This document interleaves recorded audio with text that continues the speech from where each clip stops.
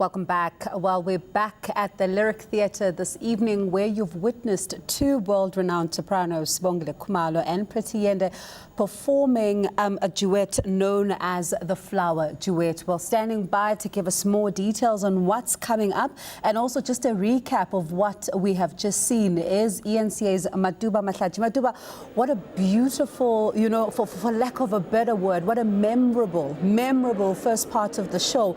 Definitely more still to come. Yes, definitely, Bongi, and to all the viewers of eNCA watching us now live, coming to you from the Lyric Theatre here at Gold Reef City, where we've seen amazing talent, amazing South African talent.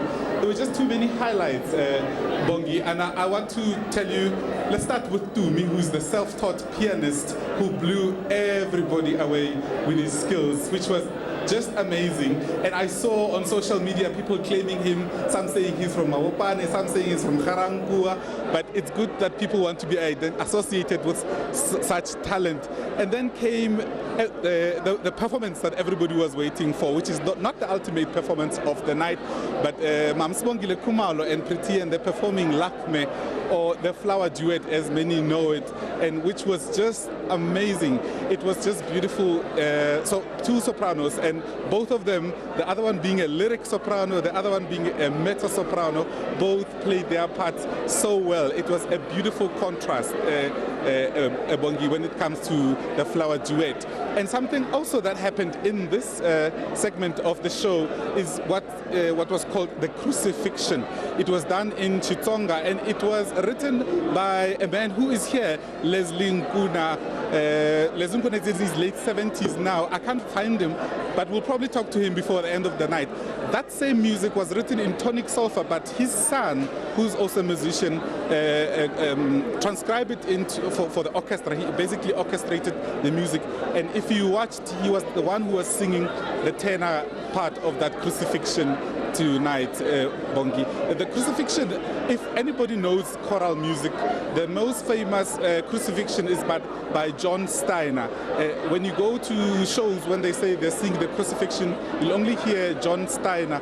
But today is it's a historical day in choral music worldwide, Bongi, because we've just experienced Crucifixion in Chitsonga, written by a South African, which is something that we should all be proud of this evening, Bongi. I must also say the Gauteng Choristers, they are a choir that was established in the late 90s, and they've been doing very well in the choral fraternity, in national choir festivals and so forth. And this is a choir that's always tried to set itself apart from your normal choral music, because they've taught so many countries around the world, learning and bringing back home so much treasure to improve the music fraternity, especially choral music, Bongi. And what's going to happen now is what we are here for, Mozart Requiem. Now we are having a break at the moment where soloists and the chorus and the orchestra are preparing themselves for the main act, which is Mozart's Requiem. And this is a piece written in Latin, Bongi. It's a choral piece written in Latin, and it was written by Mozart himself. It's a very famous composition, also written in his dying days. It was in 1791 when he wrote this. He never really finished writing it, and as I said in my earlier crossing, that historians are still arguing about who really finished Mozart's Requiem, but this is one of his most famous compositions.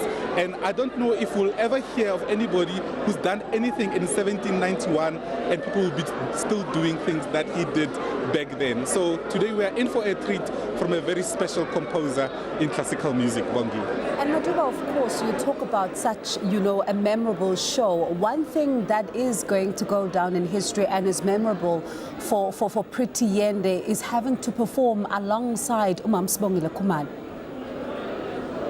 Yes, and she mentioned that. She said she felt very honored to have been able to even sit in a rehearsal, touch and talk and have conversations with Sibongile Khumalo, because the only time she's ever been in the same room with her is when she was performing or when she's listening to music by Sibongile Khumalo. She said she felt very honored. And and this is a combination of two generations, Bongi, if I can put it that way. Mam Sibongile, we've seen her from way back in 1993 when she launched her career in music. But you know, her roots are in choral music, as you know.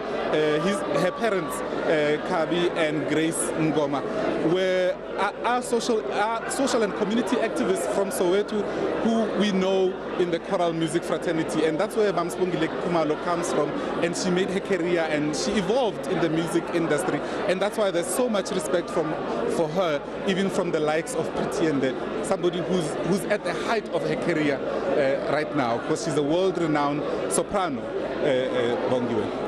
Now, Matuba, just before I let you go, of course, one other, memorable performance that we can talk about, apart from, of course, the pianist and, of course, Yende and everyone. I mean, we saw Kananelo Sahau and Aubrey Ludwig performing that the Pearl Fishers duet. I mean, tell us about the audience reaction, because that is something that, we haven't been seeing much of, because we're so fixated on the performers and the expressions on their face. How is the audience receiving all of this? No, it was received well. Personally, it's one of my favorite duets. It's in French. I never even cared to read the libretto or the translation of what it means.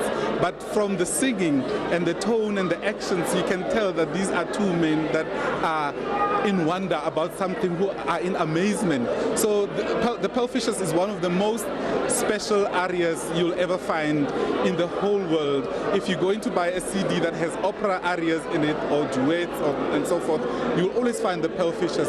It's one of the most sung, and it's mostly sung by people who are like very seasoned musicians, and Aubrey Ludwig is one of those, alongside with the tenor that he sang with today. And the Pearl Fishers, I must tell you, it's one of the most beautiful arias you'll find in the opera music. Definitely sounds like you're in for a treat there. We'll let you get back into it as you prepare for the second segment of the show. That was eNCA's Matuba Mahlatjie.